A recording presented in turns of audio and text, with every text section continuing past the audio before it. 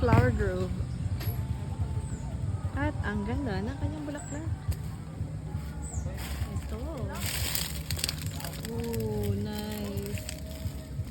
Ito pa. Okay, pero pag natuyo, ganito na siya. Pero yung bubula? Hindi, iba yun siya yung kagaya ng kinuha natin dati. Oo. Iwas ang part Oo.